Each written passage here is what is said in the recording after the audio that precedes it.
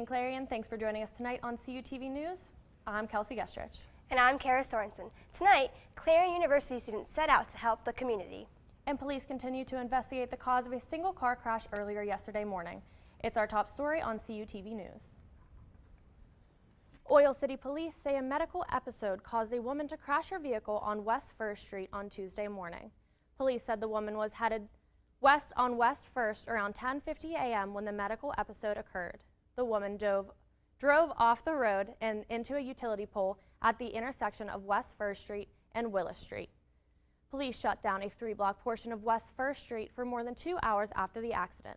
The car flipped on the driver's side, hitting a pole, and the roof of the vehicle had to be cut off to get the driver out. She was taken to UPMC Northwest by ambulance, and she has appeared to have only minor injuries. The driver has not been identified at this time.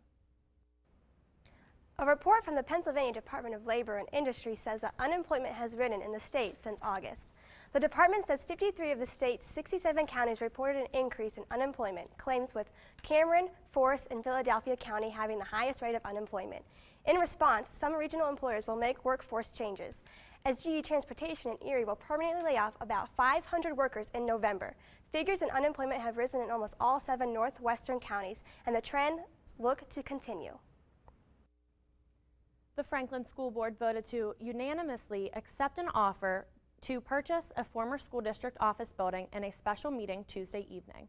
The offer of $72,500 from Brenda Mano for a two-story brick building on 13th Street must still be approved by the Venango County Court on common pleas before the sale is final. The section of the Public School Code governing the sale on unused and unnecessary lands and buildings by public schools district permits sales by public auction, sealed bids, and private sale. In March of this year, the court approved the district's sale of the former Polk Elementary building to Venango County for $250,000. The county is now converting the building into an enhanced care center. A former Army Ranger takes to trail running in Oil Creek State Park. Tom Lane, a combat veteran, is a trail runner and a team leader serving on the race committee in Oil City and serving as an aide station captain in Oil Creek State Park. Lane is considered a true inspiration for the running community by helping other runners and working with the local community. He helps out fellow veterans as an advocate of Team Red, White, and Blue, a program that works with wounded veterans and their families. His leadership, enthusiasm, and knowledge are what make him one of the best in the sport. Lane's dedication to the trails has not gone unseen, and his leadership and enthusiasm has been an inspiration to many. Hungry college students have more options to eat and shop in Clarion with a new plan that allows them to use Eagle dollars throughout town. Our own Anna Bates has more. Clarion University struck deals with local businesses, allowing them to accept Eagle dollars as payment. Eagle dollars can be uploaded to students' ID card and work as a prepaid debit card. The off-campus businesses who are taking part in the new plan include CVS, Sheetz, and Subway. Cindy Anthony, the manager of the 8th Avenue Subway store, had this to say. The store owner's decision to help out with the college kids to get them to be able to eat someplace else besides the cafeteria at the university, I believe, is why he chose to do that. Some students, however, think that Flex dollars attached to the meal plans are the same as Eagle dollars, but businesses do not accept Flex, as Anthony explains. We've got like between 8 to 10 a day, so I mean it is helping. They're a little bit confused on it. They think the Flex dollars is the same. We don't accept the Flex dollars, but Eagle dollars, and we are seeing more and more come in. At this time, Residence Life officials were not available to comment. However, many students are enjoying the perks of the Eagle Dollar plan. Student Janae Miller had this to say. I think it's a wonderful idea because people like me coming in as transfer students and my family is all the way from Philly, they are allowed to use their credit card and pay for the Eagle dollars without having to be here. And since I don't have, my bank is not here, I can just use my Eagle dollars to go to Subways and eat. I love it. I'm Anastasia Bates, reporter for CUTV News. Clarion University Eagle Ambassadors will soon be tutoring students in the Clarion Area School District. Rod Rashler, honors director at the university, said he was approached by honors students who had presented the plan. The volunteers for the program are education students at Clarion University. They will help students for up to 2 nights each week, spanning aspects of education. Mike Stahlman, the Clarion Area Superintendent, has expressed his support for the plan. Both sides expect the plan, which starts in January, to succeed, citing previous projects similar to this one.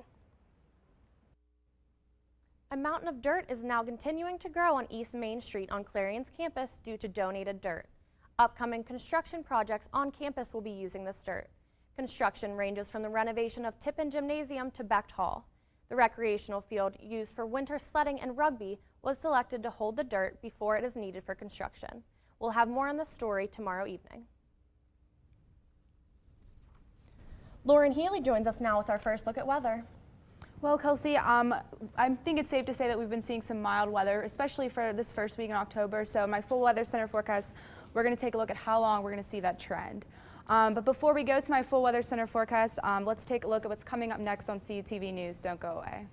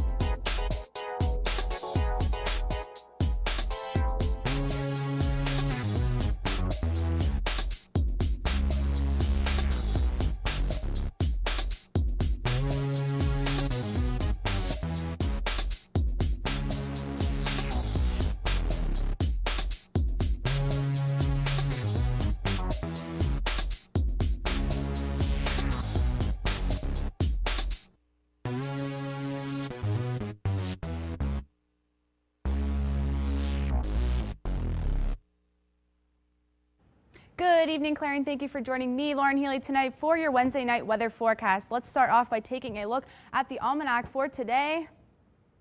The normals, we had a high of 63 degrees and the low is at 48. Our actuals were much warmer than that, a beautiful 79 degrees and a low of 54 degrees. Our record at one point was 91 degrees, if you can believe that, and a freezing 28 degrees. The sunrise this morning at 7:16 a.m. and is expected to set very soon at about 6:56 p.m. this evening. Now, right now, we're looking at conditions. We have 78 degrees right now, partly cloudy skies. Winds are coming from the west at 10 miles per hour, and there's a 0% chance of rain. So if you can get out and enjoy this while you can before the sun sets, do it, because it's been a beautiful day. Current conditions across Pennsylvania, right here in Clarion, like I said, 72 degrees. Up in Erie, we're looking at 68, a little bit chillier. Down in Pittsburgh, we have 75. Over here in State College, 77 degrees. Right here down in Johnstown, 72. And again, over here in Harrisburg, 72 degrees as well. For our overnight, we're going to be seeing 54 degrees, mostly clear conditions. Winds are coming from the northeast at 3 miles per hour, and there's about a 10% chance of precipitation, so we're probably not going to be seeing any rain overnight. And tomorrow, again, a beautiful day, 78 degrees, but we're going to be seeing some afternoon thunderstorms, so be aware of that. However, there's only a 40% chance, so again, it may or may not happen. Take an umbrella just in case, and winds are coming from the south-southeast at 7 miles per hour. And as we look at the highs across the beautiful country of America, 69 degrees in Omaha, down in Dallas, 88, 99 degrees in Phoenix, Arizona, if you can believe that. Right here, Denver, we're looking at 88 degrees. Up in Seattle, 70 degrees, and then right here in Los Angeles, 77 degrees. And as we take a look at that 8-day outlook, I know we see rain, not what we want to see in Clarion, but hey, it has to happen sooner or later. We're going to be seeing, again, like I said, 78 degrees For Thursday, rainy conditions, and it's going to continue into Friday. We're going to be seeing a high of 79 degrees and a low of 59. Saturday, oh my gosh, what a beautiful day. 80 degrees, a low of 60. And Sunday, Monday, we're going to be seeing some rain. And whoa, watch out. We're going to have a temperature drop. Monday, we're going to be seeing a high of 64 degrees. So be aware of that. And then Tuesday, Wednesday, and Thursday, we're going to be seeing some more consistent temperatures ranging from the upper 60s to lower 70s. It's kind of disappointing that the only day that the Pirates have off, it will be sunny, but at least we'll have nothing to do that day. Yeah, so hopefully we can, see some good weather. The temperatures are pretty much up there. We're just going to be seeing some rain, but we've had such a drought for the past couple weeks, so I think we are kind of due for some rain. I'd be happy to bring out the umbrellas if I can bring out the shorts as well. Yes, I agree. Thank you, Lauren. Thank you. It was a crowded weekend at the box office, but one animated adventure finished atop the pack. Also, some good news for a Glee star, and Pamela Anderson announces a new initiative. Christina Muchler has more in Hollywood Minute.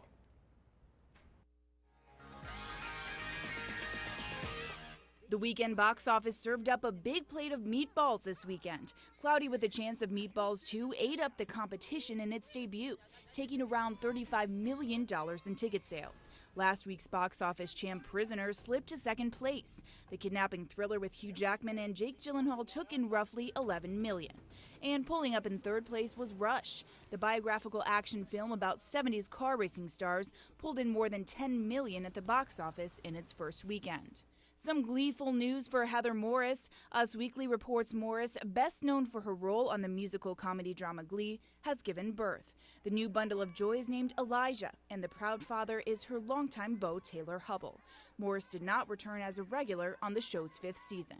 Jenny McCarthy is dishing about the new love in her life. The actress and View co-host has been dating fellow actor Donnie Wahlberg. According to People magazine, McCarthy said over the weekend, "I deserve great and he's great." The report says they've been together since July, ending what the actress called a year-long break from dating. For Hollywood Minute, I'm Christina Muchler.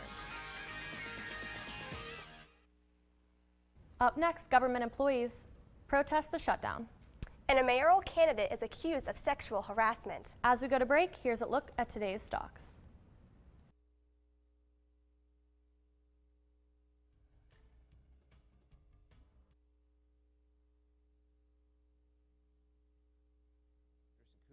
As a parent, you want to make sure that your child knows how to deal with bullying when they see it happening. And chances are they want to help, but they don't really know how.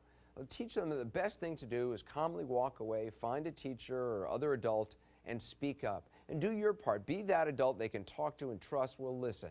Join me to help stop bullying. Go to stopbullying.gov to find out more.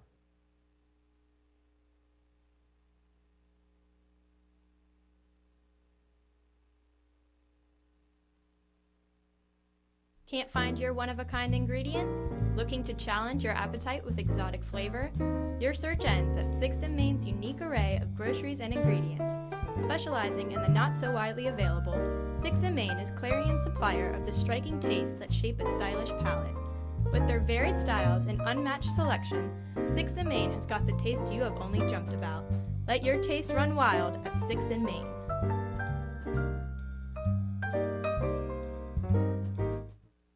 I got no pulse. We're losing him. Sergeant, he's in VFib. Shock him. Drives it around all the time. Just had a few drinks. Just can't be happening. Are we clear? Clear. You just buzzed. Just buzzed. You didn't tell us that, sir. You're right. This isn't happening. He'll be fine. I feel good. Really? No, not really. Buzz driving. Clear. Maybe we should stop acting like it's no big deal. Shock him. Authorities have removed 6 children from a home in Troy Hill after they found the children had not been bathed in months. Police say they found the children in a home earlier this week and the conditions were deplorable. An official from Children, Youth, and Family Services in Pittsburgh said the cabinet in the home were padlocked shut and that investigators found black mold on the clothes that the children were wearing. The parents of the children, who range from age 1 to 12 years old, have been arrested with charges with multiple counts of child endangerment. No further details on this case are available at this time. A Lawrence County woman is lucky to be alive this evening, according to police. Reports show that emergency crews responded to a car crash on the 2nd Avenue Bridge in Elwood City, where they found the car dangling from the bridge supported only by the back tires that had caught in support wires for the bridge.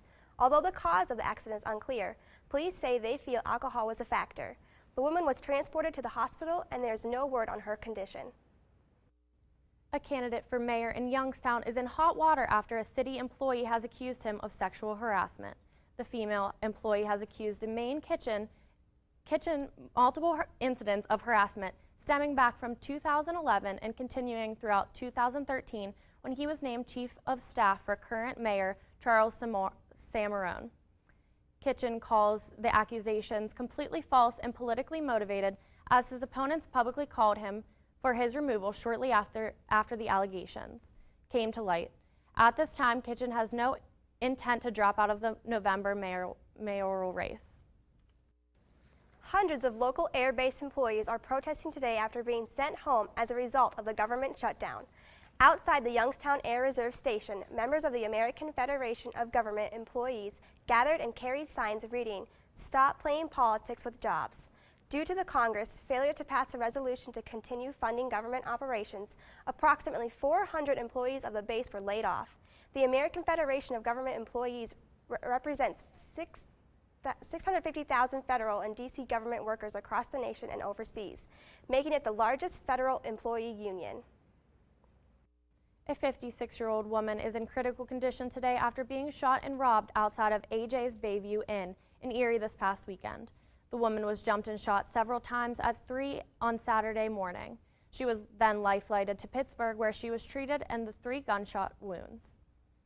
Police are reviewing surveillance video from the scene, interviewed by the victim, and an interview with the victim by phone on Tuesday. The bar where the victim was employed at will remain closed until further notice. Family and friends are showing support and have created a memorial where the victim has been shot and are praying for a full recovery. Tyler DeGiacomo joins us now with sports. Tell us about that big game yesterday, Tyler. Thank you, Kelsie. Absolutely right. The big game yesterday obviously is the Blackhawks and Capitals opening up the NHL season. Just kidding. Obviously, the top story is the Pittsburgh Pirates, the first playoff game since 1992. I'll have all that and more after the break. Don't go away.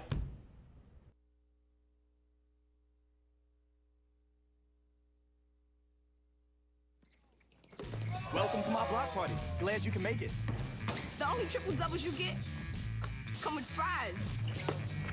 I can do this all day. Your moves are just gay.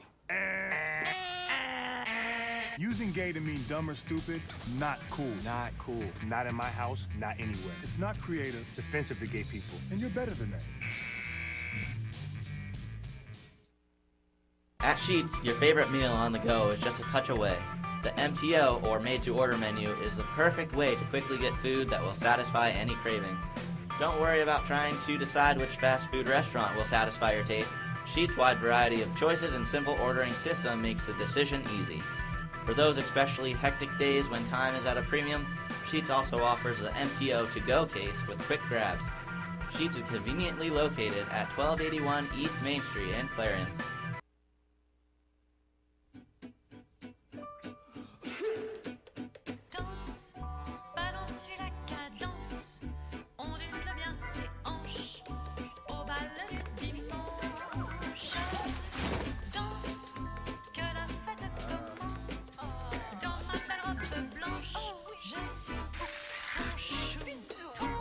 Up on sex, don't give up on birth control either.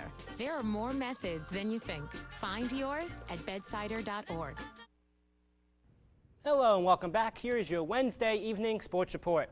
The Pittsburgh Pirates had their first playoff game since 1992. Let's go to the highlights. Pirates fans fired up hours before the game. Andrew McCutchen getting showered with MVP chants as he was introduced. Francisco Liriano got the nod from Clint Hurdle, and he did not disappoint. Liriano went 7 strong, allowing 4 hits and striking out 5. Johnny Cueto, as the Pirates fans poured down on him all night, was a different story, as Marlon Byrd here was cleared for takeoff in the bottom of the second inning, getting things popping at PNC Park. It was Byrd's first career postseason home run, putting the Pirates ahead 1-0. 2 batters later, Russell Martin joined the action with the first of his 2 big flies on the evening to make the score 2-0. With the score now 3-1, the Pirates' hometown boy Neil Walker doubles in Starlin Marte, and a Brendan Phillips error later that inning made the score 5-1 in favor of the good guys. On to the bottom of the 9th inning as we go. Get out your grills. It's grilled cheese time. Jason Grilly comes in for the save. Let's go to the final out, courtesy of TBS and Ernie Johnson on the call. To second. That's it. The Pittsburgh Pirates are on their way to St. Louis in the National League Division Series. A playoff win in Pittsburgh for the first time since 1992. The Pirates continue their amazing run against the St. Louis Cardinals in a divisional series. First pitch is Thursday at 5 o'clock in St. Louis. I've waited a long time to say this. We have hockey action, yo! The NHL season is back. The NHL season is back to, and here we go. The Chicago Blackhawks received their Stanley Cup rings and watched the banner get raised to the rafters before their game yesterday evening. They went out and showed why they are the champions. Blackhawks struck first in the early period after Joakim Nordstrom put the puck on net. And here we have Mikhail Grosky lit the lamp for the first of his 3 goals on the night. A few minutes later, the Blackhawks continued the game of leapfrog and went ahead for good on a Brent Seabrook power play goal. The Capitals scored 2 late goals, but ultimately fell by a score of 6-4.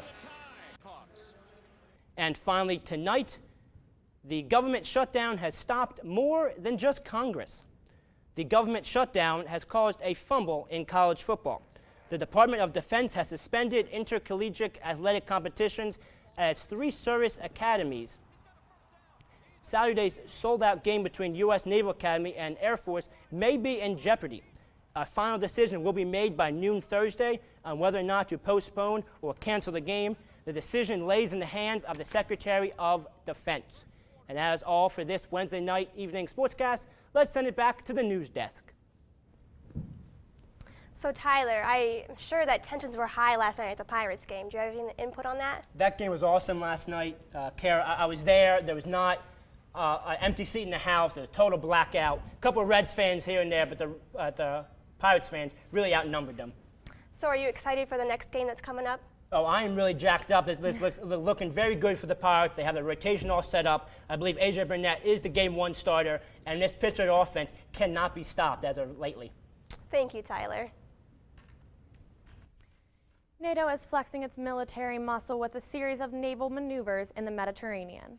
Allied forces took part in the Libyan campaign and stand ready for action in Syria. Should NATO commanders order it, CNN's Ivan Watson is aboard an Italian aircraft carrier taking in all the action.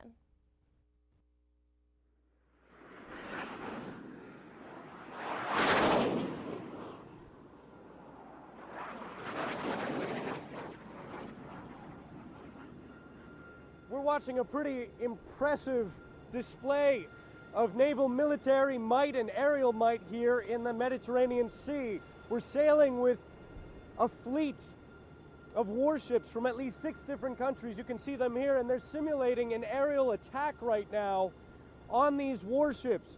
These exercises are being performed as part of the alliance's NATO response force. The NATO response force has to be prepared for a number of potential threats and crises, everything from helping civilians in the event of an earthquake to combat. And NATO was deployed in Libya in 2011. Of course, the biggest crisis in the region is the civil war in Syria, and NATO member countries clearly don't have the political will to get involved. But what we see right now is a clear demonstration of aerial and naval military force. Ivan Watson, CNN, aboard the Italian aircraft carrier Cavour in the Mediterranean Sea.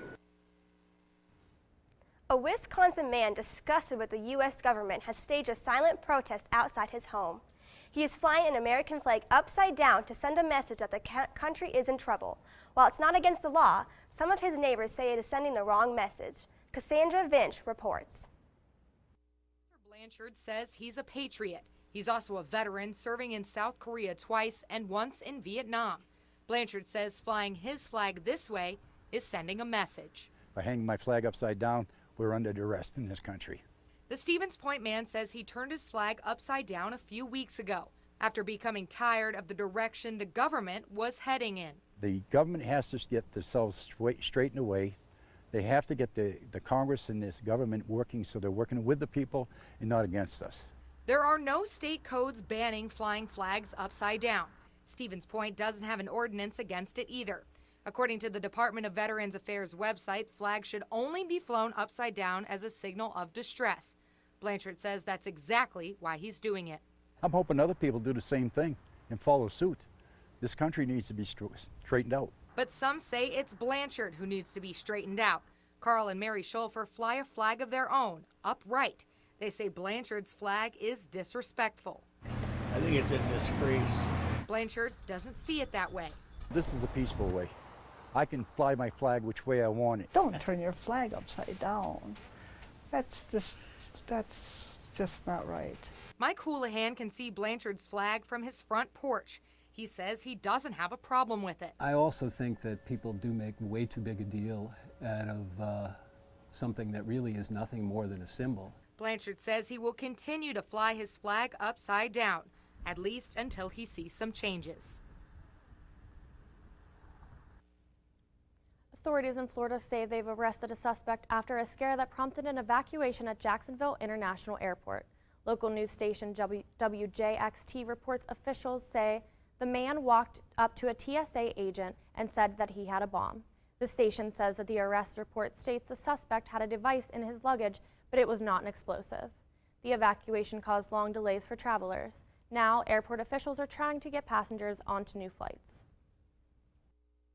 Operation is pretty normal at Jacksonville International Airport. Obviously, there's a lot of passengers that were affected yesterday that will try to be put back into the system, and the airlines are working with their passengers to try and get them to their destinations today. Authorities say the man is being charged with making a false report about planting a bomb or explosive and manufacture, possession, sale, delivery, or mailing of a fake bomb. Move over, Coca-Cola. The world has a new leading brand.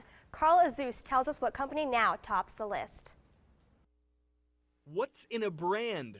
Value, for one thing. For the past 13 years, since consulting company Interbrand started ranking what it calls the best global brands, Coke was it, the world's most valuable brand. But just this year, Apple ripened, reaching the top spot thanks in part to the release of its newest iPhone. And Google found its way into the report's second most valuable spot. This doesn't mean Coca-Cola has lost value. Interbrand says Coke gained value over last year by 2%. But Apple jumped 28% compared to 2012. Google a whopping 34%. And when you look at how the estimated values of these brands break down, you see Apple at the top with an estimated worth of $98.3 billion. So what? Well, the shift shows the starring role technology is taking in our lives. The majority of this year's top 10 most valuable brands are associated with high technology. Interbrand says their products change buying behaviors and how we communicate with each other. But the rankings aren't necessarily the last word on popularity. If you turn to Facebook for a measure, Coke has more than 73 million likes. Google has around 15 million, and Apple has a comparatively tiny 9.7 million. In fact, when you look at who likes Facebook itself, you'll see 95 million thumbs ups, almost as much as the other three brands combined. Carl Azus, CNN, Atlanta. Lauren Healy is back in the studio to take a final look at our weather. Yes, thank you, Kelsie. As I said before, the week coming up, we're going to be seeing some variety of temperatures, but starting off strong Thursday, we're going to be seeing 78 degrees and thunderstorms throughout the area, and then Friday brings it up to 79, and then Saturday, high of 80 degrees, if you can believe that, for the 5th day of October. And then Sunday and Monday, we're going to be seeing showers again. Again, watch out for that temperature drop, 64 degrees for Monday. And then Tuesday, Wednesday, and Thursday, we're going to be seeing partly cloudy conditions with highs in the upper 60s to mid 70s. This year is just flying by. I can't believe it's October already. I I completely know. forgot until you said that. I know, it's crazy. That just makes this 8-day outlook even more surprising. Absolutely. I'm really excited for this weather. I know. Hopefully it stays that way for a little bit longer. Yeah, thank you, Lauren. Thank you. And that's the news for tonight. Lauren Healy and Joe Jackson will be here tomorrow with the latest in news, weather, and sports. And don't forget to tune in to CUTV News every weekday night at 6:30. For Lauren Healy, Tyler DeGiacomo, and everyone here at CUTV News, I'm Kelsie Gestrich. And I'm Sorenson. Don't go away. Face the Campus is next.